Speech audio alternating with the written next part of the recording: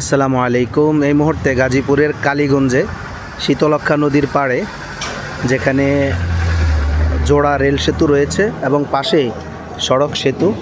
আর এই সড়ক সেতু দিয়ে আমি ঢাকা থেকে নরসিংদী হয়ে এখানে এসেছি আর যাচ্ছি হলো গাজীপুরের কাপাসিয়া। সেখানে এক বড় ভাই রয়েছেন ব্যবসায়ী, ওনার সাথে নানা ধরনের আলোচনা, পরামর্শ এবং সৌজন্য সাক্ষাৎ যেটাই বলেন সেই উদ্দেশ্যে যাচ্ছি। আশা করি ভালো কোনো খবর আসবে ইনশাল্লাহ, নতুন কোনো স্বপ্নের ইনশাল্লাহ এখান থেকে যাত্রা শুরু হবে।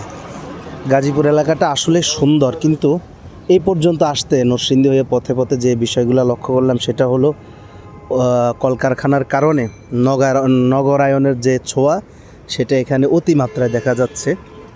সেজন্য বলা যায় প্রাকৃতিক সৌন্দর্য যেটা, তারপরে গ্রাম্য সৌন্দর্য যেগুলো হারিয়ে যাচ্ছে। তবে এখানের মাটি প্রচণ্ড উর্বর ফল ফলাদির জন্য, সেটা আপনারা জানেন। এই যে দেখুন, এখানে একটি রাস্তার পাশে বেল গাছ, সেখানে কি সুন্দর বেল ধরে আছে। এদিকটায় কিছু কলা গাছ, এরপরে ওখানে আরেকটা বেল গাছ, দেখুন কি পরিমাণে বেল ধরে আছে।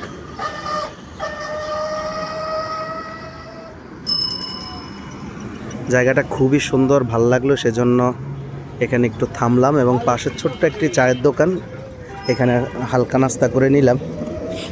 যাচ্ছি সফরে, সকলের কাছে দোয়া। আর আমার সাথে আছে আমার লাল বাহাদুর, এই যে লাল বাহাদুর।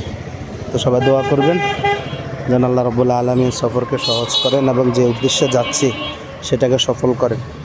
আসসালামু আলাইকুম ওয়া রাহমাতুল্লাহি ওয়া বারাকাতুহু।